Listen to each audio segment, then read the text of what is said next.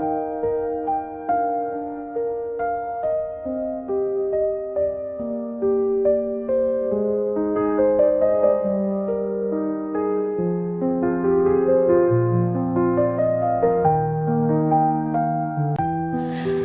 Morning বন্ধুরা, কেমন আছেন আপনারা সবাই? পৌলমীর সংসারে নতুন একটি ভিডিওতে আপনাদের সকলকে জানাই স্বাগত। আশা করি আপনারা সকলে খুব ভালো আছেন।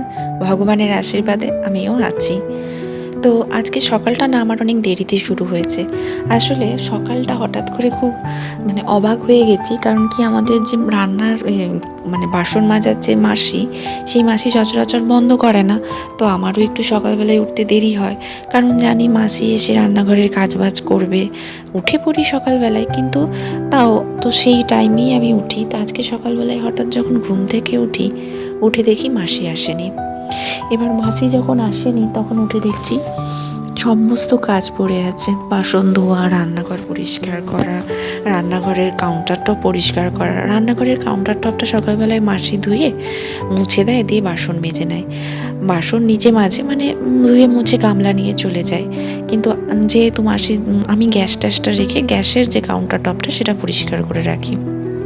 কিন্তু মাঝে যেহেতু আজকে আসেনি, বলে গেলে কি হয়, আগের দিন রাত্রেবেলায় করে রাখি, বা যদি রাত্রেবেলাতে কিছুটা করে রাখি, পরের দিন সকালে বাকি বাসি কাজটা সেরে ফেলি।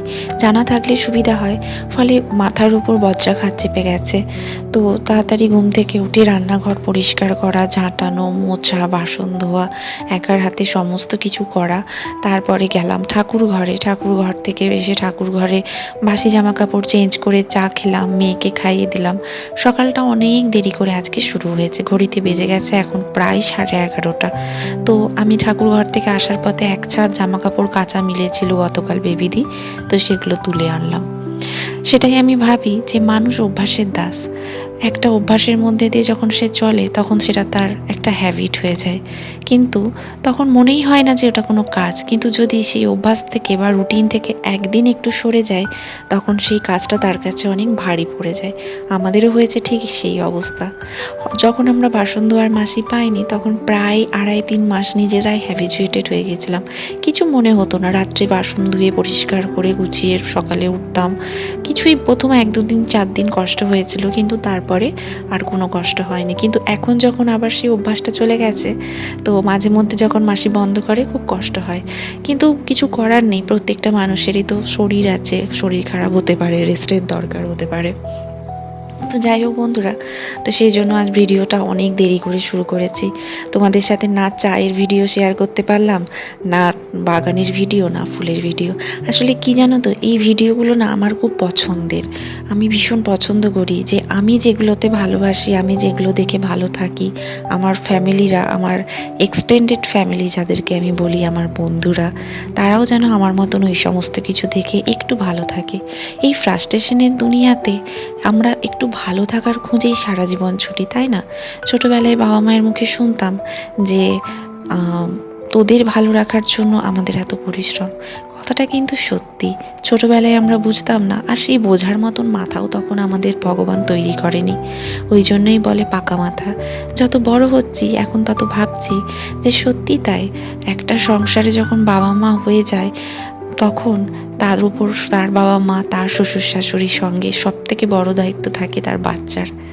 এবং এই সংসারটাকে ধরে রাখার জন্য হাজবেন্ডরা যেমন বাইরে চিরাচরিত ঘর সামলাচ্ছে, সব কিছু সামলাচ্ছে শুধুমাত্র আমাদের ভালো থাকার জন্য, একটা স্ত্রী বা একটা মহিলাও কিন্তু ঘর বাইর সব সামলাচ্ছে সবাইকে ভালো রাখার জন্য, শুধু নিজে ভালো থাকার জন্য নয়। কিন্তু এই জিনিসটা যদি প্রত্যেকে বুঝতো, তাহলে মানুষের দুঃখটাই আজকে কমে যেত। কথাতেই আছে না, হাতের সব আঙুল সমান নয়। কেউ কেউ হয়তো বোঝে, কেউ কেউ বোঝে না। যদি সবাই বুঝে যেত, তাহলে তো দুনিয়াতে খারাপ বলে কিছু থাকতো না, সবই ভালো হয়ে যেত। ভালো খারাপের কেউ কোনো কিছু ভেদাভেদি থাকতো না। কিন্তু ভালোর সাথে সাথে খারাপটাই তো বেশি না? তাই এটা থাকবেই, অসমতা বজায় থাকবে। যাই হোক বন্ধুরা, অনেক গল্প করলাম সকাল সকাল তোমাদের সাথে। তো সকালবেলায় আজকে কাঁথাগুলো রোদে দিয়ে দিয়েছিলাম, রোদটা খুব ভালো উঠেছিল। তো ভাবলাম কাঁথাগুলো একটু রোদে দিয়ে দিই। এত কাজের মধ্যেও তোমরা ভাবছো যে কেন কাঁথাগুলো রোদে দিলাম, ওই একই আমার মেয়ের ডাইপার লিক হয়ে গেছিলো। তো যাই হোক, সেইগুলো কাঁথাগুলো একটু রোদে দিয়ে দিয়েছিলাম, আর কাঁথাগুলো একদম 2 ঘন্টা রোদ লেগে একদম ঝরঝরে হয়ে গেছে। আর বিছানার চাদরগুলো ওয়াশিং মেশিনে আমি ওয়াশ করে নিয়েছিলাম, ওয়াশ করে মিলে নিয়েছিলাম, তার ফলে শুকিয়েও গিয়েছিল। আর এখন আমি ওগুলো মিলে নিচ্ছি। তো মোটামুটি কাঁচাগুলো গোছানো হয়ে গেছে, আর রুম টুমও মোটামুটি গোছানো হয়ে গেছে। আর আজকে আবার জানো তো, সে বলে না যোগে যোগ হয়, যেদিন সময় খারাপ যায় টিকটিকিতেও লাথি মারে, একটা কথাতে আছে, প্রবাদ বাক্য। আজকে এবার রান্নার দিদিও ফোন করে বলছে সেও আসবে না। মানে যেদিন আমাদের যায় সেদিন সব দিক থেকে যায়। তাই আমি ভাবলাম কি করব, ঠাকুর ঘর থেকে এসে তাড়াহুড়ো করে আর বাথরুমে নানা রকম অ্যাসেসারিজ মানে সাবান, শ্যাম্পু, হারপিক এগুলোও শেষ হয়ে গেছে। অনেক দিন ধরেই শ্বশুরমশাই বলছেন যে যাবে কিনতে, তাকে আবার লিস্ট করে দিতে হয়, না হলে ভুলে যায়। তো আজকে সেই লিস্টটাও করে দিতে হলো। সেই লিস্ট করে ঠাকুর ঘর গেলাম, কেন কি না রোদটাও প্রচণ্ড বেড়েছে, আর যদি লিস্ট না করে দিয়ে যায় তাহলে বাবার পক্ষেও অসম্ভব, কারণ এত রোদে বাবারও কষ্ট হবে। যাই হোক, এখন বিছানা মোটামুটি আমার গোছানো হয়ে গেছে। আর মা বেবি দিয়ে এসেছিল, আমাদের যে ঘর ঝাঁটাই মোছে তাকে বলেছে সবজিগুলো কেটে দিতে। ফ্রিজে তেমন কোনো সবজি নেই, রবিবার বাজার হয়েছে আমাদের, বললাম না সপ্তাহে, তো এই রবিবার দিন ও খুব অল্প বাজারই এনেছিল, ফলে সেরকম আর কোনো সবজি নেই। তো যা আছে অল্প কিছু সেই দিয়েই আজকে রান্না হবে। সকালে ঘুম থেকে উঠে এই মাছটা বলতেও আজকে আমার দেরি হয়ে গিয়েছিলো, অন্যান্য দিন তাড়াতাড়ি বলে দিই, অনেক কিছু মাছে অপশান পায়, কিন্তু আজ যেহেতু বলতে দেরি হয়ে গেছিলো অপশানও তাই কম ছিল। তো যাই হোক, কিছু করার নেই। তো আজকে ওই জন্য পোনা মাছই বলতে হলো, মানে ওই কাতলা মাছই বললাম। তো বাটা মাছ বলবো ভেবেছিলাম, দেশি বাটা ছিল কিন্তু শেষ হয়ে গেছে। 9:45 ফোন করে দিই, তখনই বললো শেষ হয়ে গেছে। আসলে গরমে না সকলে সকালই বাজারটা করে নেয়। তো যাই হোক, তো এখন আমাদের যে রান্না হবে সেটা হচ্ছে আলু ঝিঙে দিয়ে মাছের ঝোল হবে আমার মায়ের জন্য, ওদের ডাল করব, আর একটু নিম ভেজে দেবো। নিমটা সকলের জন্যই হবে, শনি মঙ্গলবার নিম হয় না, আজ বুধবার, তো সেই জন্য নিমটা এনেছে প্রায় রবিবার, ফ্রিজে আছে, তো একদম টাটকা সতেজ আছে। আমি কেমন করে নিম ভাজি, চলো তোমাদের সঙ্গে আজ নিম ভাজার রেসিপি শেয়ার করব। শুনতে খুব হাসি লাগছে যে নিম পাতা ভাজার রেসিপি আবার কি শেয়ার করবে, কিন্তু জানো তো আমিও দেখে অবাক, আমাদের বাড়িতে যে রান্না করে সেই দিদিও নিম পাতা ভাজতে জানতো না। আমার তো শুনেই অবাক লাগলো, নিম পাতা আবার কি ভাজতে জানে না। আমি যখন দেখলাম প্রথম দিন যে নিম পাতা ভাজছে, নিম পাতাটাকে পুরো নিম চচ্চড়ি করে দিয়েছে। কিন্তু নিম চচ্চড়ি করলে সেই নিম পাতার টেস্টটাই থাকে না, নিম পাতাটা কি ক্রিস্পি ভাজা হয়। এই যে দেখতে পাচ্ছ, নিমটা ভালো করে ছাড়িয়ে নিম পাতাগুলো ভালো করে বেছে, আর শুকনো কড়াতে প্রথমে নিমটাকে একদম মুচমুচে করে ভেজে নেব। তারপরে অল্প একটু তেল দিয়ে নিমটা যখন ভাজবো না, নিমটা একদম সেই মানে একদম ক্রিস্পি হয়ে যাবে। এত সুন্দর নিমটা ভাজা হয় যে কি বলবো। আর আমি যখন থেকে ওরকম ভাজা দেখিয়েছি তখন থেকে আমাদের বাড়িতে এইভাবেই ভাজা হয়। তার আগে আমার শাশুড়ি মাও মানে অতটা সেই নিম চচ্চড়ির মতন করে দিত। তো যাই হোক, বেবিদি এখানে বসে বসে সবজি কাটছে, বেবিদির মোটামুটি কাটা কমপ্লিট হয়ে গেছে। কিছুই সেরকম বাজারে ছিল না, তো সেই জন্য নিম আলু ভাজা হবে, মাছের ঝোল হবে, আর ডালটা তো এপাশে হয়ে গেছে, কারণ আমার হাজব্যান্ড আর শ্বশুরমশাই আবার ঝোল ফোল খেতে পছন্দ করে না। তো তাদের জন্য হয়েছে ডাল, একটু আলু ভাজা হয়েছে গোল গোল করে, অল্প কটা ঢ্যাঁড়স ছিল, সেই ঢ্যাঁড়সটা আমার হাজব্যান্ডের জন্য ভেজে দিতে বলেছি। আর বরবটির আজকে একটা তরকারি হবে, বরবটি, পেঁপে, গাজর, বিন সমস্ত কিছু দিয়ে, বেগুন, একটা মানে চচ্চড়ির মতন, তাতে বড়ি দিয়ে। তো মা বললো কিছু তো একটা করতে হবে, নাহলে খাবে কি দিয়ে, তো সেই জন্য সমস্ত কিছু দিয়ে একটা সবজি হবে। তো যাই হোক, এখানে আমি এখন আমার নিম আলুটা মোটামুটি ভাজা হয়ে গেছে, কড়াই ধুয়ে নিয়েছি। তো এবার আমি মানে আলু ভাজাটা আর ঢ্যাঁড়স ভাজা এগুলো ভেজে নেব।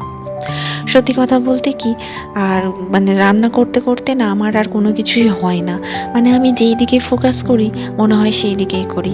মামামের যে চানের দেরি হয়ে যাচ্ছে সেই দিকে আমার নজরই চলে গেছে, কারণ ওকেও তো স্নান করাতে হবে, আর ও গেছে বাবার সঙ্গে ওই সমস্ত কিছু কিনতে। ঘড়িতে বেজে গেছে প্রায় 1টার কাছাকাছি, তো মানে 12:30 তো ক্রস হয়ে গেছে। আমার এখন চিন্তা হচ্ছে মাম্মাম কখন আসবে, ওকে স্নান করাতে হবে। জানো তো, আমার এখন মনে হয় যে জীবনে অতিরিক্ত বেশি বন্ধু বান্ধব থাকার থেকে একা থাকা অনেক ভালো। কারণ টক্সিক মানুষের সঙ্গে থাকার থেকে একা থাকা অনেক সুখের। কিন্তু একাকিত্ব বড় দুঃখের সকলে বলে, কিন্তু হ্যাঁ, সত্যি কথাটা ঠিক, একাকিত্বভাবে বাঁচা যায় না। কিন্তু তুমি মানে টক্সিক মানুষের সঙ্গে থাকার থেকে একা থাকবে, একা থাকবে, আঁকবে, নিজের সাথে গল্প করবে। আর সব থেকে এখন আমাদের গল্পের যে মাধ্যম হয়ে গেছে, এই যে ইউটিউবের ভিডিও বলো, ব্লগ বলো, মায়ের সাথে গল্প করো, প্রচুর টাইম স্পেন্ড করো, দিদির সাথে গল্প করো। এখন জানি না কেন যত বয়স বাড়ছে তত বন্ধু বান্ধব, আমার মনে হয় ভালো সময়ে তোমার সাথে অনেকেই থাকবে, কিন্তু তুমি খারাপ সময়ে কজনকে পাশে পাবে সেটাই সব থেকে বড় ব্যাপার। খারাপ সময়ে মানুষ খুব কম মানুষকেই পাশে পায়, খারাপ সময়তেই চেনা যায়। এটা আমরা প্রথম থেকেই জেনে আসি যে খারাপ সময় তুমি যাকে পাবে সেই তোমার হচ্ছে আসল বন্ধু। কথাটা একদম ঠিক। অনেক সময় দেখেছি খারাপ সময়ে মানুষ মানুষের খোঁজই নিতে ভুলে যায়। তখন ভাবি যে এক সময় যেই মানুষটা আমি জল না খেলে খেত না, আজকে সে আমি কেমন আছি একবারও খোঁজ নেয় না। একেই বলে এইভাবেই মানুষ চেনা যায়। যাই হোক বন্ধুরা, নিজের কিছু অভিজ্ঞতা থেকেই তোমাদের সঙ্গে কথাগুলো শেয়ার করি, কারণ তোমাদেরকে আমি নিজের বন্ধু ভাবি, নিজের ফ্যামিলি মেম্বার ভাবি। তো এখানে আমি বরবটি যে ঝালটা আর কি, সেটা তুলে দিয়েছি। এখানে চাকা চাকা আলুগুলোও ভাজতে দিয়ে দিয়েছি। ঢ্যাঁড়স ভাজা আমার হয়নি এখনও, ঢ্যাঁড়সও ভাজবো। তো এই ছোটো কড়াটাতে আলু ঢ্যাঁড়স ভাজার পর মাছটা ভেজে নেব। তো যাই হোক, তো বরবটির ঝালের রেসিপিটা চলো তোমাদের সঙ্গে শেয়ার করি। তো তোমরাও যদি বাড়িতে কিছু না থাকে এইভাবে একটা চচ্চড়ি করে দিতে পারো, খেতে কিন্তু মন্দ হয় না। একটুখানি পেঁয়াজ দেবে, তার সাথে একটু পাঁচফোড়ন দিয়ে সমস্ত সবজিগুলো তুলে দেবে, দিয়ে ভালো করে নুন হলুদ দিয়ে ভাজা ভাজা যখন হয়ে আসবে, একটু জিরে গুঁড়ো, ধনে গুঁড়ো, একটু মিষ্টি দিয়ে আর নুন মিষ্টি কাঁচা লঙ্কা দিয়ে ভালো করে সেদ্ধ করে নেবে। দিয়ে যখন সেদ্ধ হয়ে মাখা মাখা হয়ে আসবে, তখন হচ্ছে যে বড়িগুলো ভেজে বড়িগুলো ওর ওপর দিয়ে একটু ফুটিয়ে নেবে, ব্যাস তাহলেই হয়ে গেল বরবটি চচ্চড়ি। ওখানে আমার আলু ভাজা, ঢ্যাঁড়স ভাজা হয়ে গেছে, মাছ ভাজা হয়ে গেছে, ঝোলটা বসিয়ে দিয়েছি, আলু ঝিঙার ঝোলটা বসাবো। আর এখানে বড়িটা বেবি দিয়ে এনে দিয়েছে। বড়ি আমাদের একদম ছিল না, শেষ হয়ে গিয়েছিল। তো মা বেবিদিকে টাকা দিতে বেবিদি সামনের দোকান থেকে পেলো না, একটু দূর থেকে গিয়ে প্রায় 500 মতন বড়ি এনে দিয়েছে। 500 না হলেও মনে হয় 300 তো হবেই। তো জানি না আমি কত ছিল। তো আমি বড়িটা এখন ঢেলে দিচ্ছি আর কিছু বড়ি নিয়ে নিচ্ছি তরকারিতে দেবো বলে। তা যাই হোক, আর মোটামুটি রান্না হয়ে এসেছে, আর মাম্মামরা চলে এসেছে সমস্ত জিনিসপত্র নিয়ে, আর মা মাম্মামকে স্নান করিয়ে দিচ্ছে। তা একটা বড় কাজ আমার উদ্ধার হলো।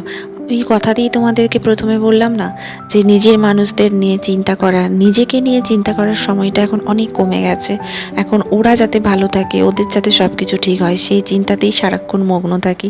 তো যাই হোক, মা মাম্মামকে স্নান করিয়ে দিচ্ছে বলে আমি এখন এখানে রিল্যাক্সে সব কিছু করছি। আর ভাবছি মাসি যখন সকালে আসেনি তখন বিকেলে আসবে না শিওর।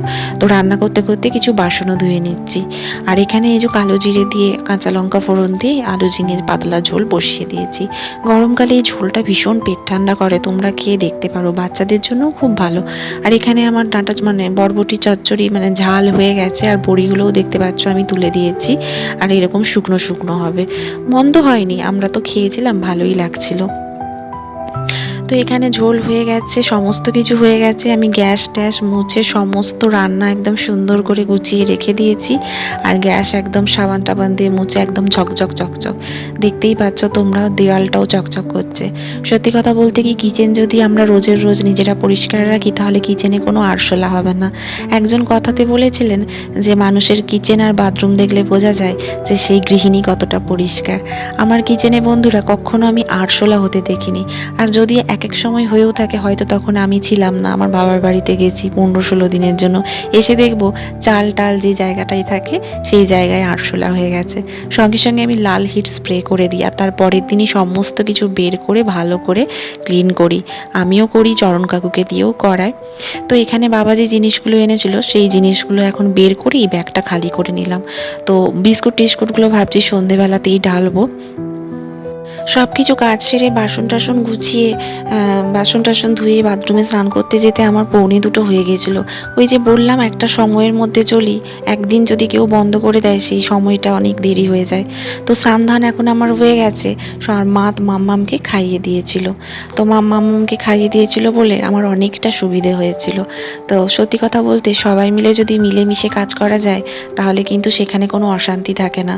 কিন্তু শাশুড়ি মা যদি শাশুড়ি মায়ের মতন আগেকার দিনে দরজাল শাশুড়িদের মতন হয়, তো সেখানেই গন্ডগোল হয়। বলতে নেই আমার সংসারে আমার 7 বছর বিয়ে হতে গেল, সেইভাবে কোনো অশান্তি হয়নি। হ্যাঁ, বাসন কোসন একসঙ্গে থাকলে একটু ঠুকাঠুকি তো হবেই, কিন্তু সেই অর্থে কোনো সমস্যা মানে টাচউড কোনো দিনও হয়নি। তো এখানে দেখতেই পাচ্ছ সন্ধেবেলায় আমি এখন চলে এসেছি। দুপুরে তো ওইগুলো গুছিয়ে নিয়েছি, তারপরে আর ভিডিও করতে পারিনি বন্ধুরা। খেয়ে দিয়ে বাসন টাসন ধুয়ে রান্নাঘর পরিষ্কার করে ঘুমিয়ে গেছি। 2 ঘন্টা ঘুমিয়েছি, টেনে ঘুমিয়েছি। তো এখন দেখালিমি তোমাদেরকে আলমন্ড আখরোট সব কিছু শেষ হয়ে গেছিলো। আমরা যে ঝাল চানাচুর খাই সেটা, তার সঙ্গে cream Mary biscuit, cream cracker biscuit এগুলোও শেষ হয়ে গেছিলো। তো মোটামুটি যেগুলো শেষ হয়ে গেছিলো সেগুলো ঢেলে নেবো, আর যেগুলো আছে সেগুলো এখন আমি আমার যে স্টোরেজটা আছে সেই স্টোরেজ যে বক্সটা ওখানে রেখে দেবো। বক্স বলতে ড্রয়ারে রেখে দেবো, বা যদি আমার ওই বিস্কুটের জায়গার ওপর তাকটায় আমি জায়গা করতে পারি ওখানেই রেখে দেবো। তো এখানে বাবাকে চা দিয়ে দিয়েছি, বাসন কোসনও সন্ধেবেলায় আমার সব গোছানো হয়ে গেছে। এখন মাম্মামকে পিডিয়াশিওরটা করে দেবো। তো মাম্মাম আবার দুধের সর খায় না, ওই জন্য আমি ফু দিয়ে সরটা সরিয়ে দিচ্ছি। যদি একটু সর দেখে বমি করে দেবে, পুরো আমার মতন। আমিও ছোটোবেলায় আমাকে আমার মা দুধ ছেঁকে খাওয়াতো, আমি একদম সর দেওয়া দুধ খেতাম না। একটু যদি আমার মুখে সর যেত সঙ্গে সঙ্গে বমি করে দিতাম। তো যাই হোক, মাম্মামের বাকি দুধটা আমি তুলে রেখে দেবো, আর বাকি দুধটাই আমি চা করে নেব। চাটা সচরাচর আমি গুঁড়ো দুধেই করি, হয়তো ওর ওই দুধের জায়গাটাতে করি একটু, হয়তো দুধ থাকে, নাহলে আমি গুঁড়ো দুধেই করি। কারণ দুধটা ও দুবেলা খায়, সেখান থেকে আমি আর ভাগ বসাই না। তো এখানে এই যে একটুখানি চিনি দিয়ে দিচ্ছি মায়ের চায়ে। মায়ের চাটায় চিনি দেওয়া হয়নি, তো সেই জন্য বাবা তো বিনা চিনির চা খায়, মা চিনি ছাড়া চা খায় না। তো এখানে আমার মোটামুটি সমস্ত কিছু হয়ে গেল। এবার মাম্মামের পিডিয়াশিওরটাও মাম্মামকে গিয়ে দিয়ে দিচ্ছি, আর এবার বসাবো হচ্ছে আমার চা। এই যে দেখতেই পাচ্ছ আমি দুধটা মাম্মামের জন্য সরিয়ে নিচ্ছি, আর এই যে দুধটা আছে এই দুধটাতেই আমার চা বসাবো। আমি সকালবেলায় লিকার চা খেলেও সন্ধেবেলায় আমার একটু দুধ চা খেতে হয়। এই দুধ চায়ের সাথে আমার রিলেশন অনেক পুরনো, বলতে পারো সেই স্কুল টাইমে, যখন আমি স্কুলে নয় কলেজ টাইমে যখন আমি ফার্স্ট ইয়ারে পড়ি, তখন থেকে চা খেয়ে পড়ার যে এনার্জি আমেজ সেটা আমি কোথাও পাই না, এটা আমাকে খেতেই হয়। তো যাই হোক, এখানে একটু আদা দিয়ে দুধ চা করে নিচ্ছি, করতে করতে বিস্কুট চানাচুরগুলো গুছিয়ে নেব। তো ঠিক আছে বন্ধুরা, চলো আজকের ভিডিও আমি এখানেই শেষ করলাম। ভালো লাগলে অবশ্যই একটা লাইক, শেয়ার এবং সাবস্ক্রাইব করতে কিন্তু ভুলো না। টাটা।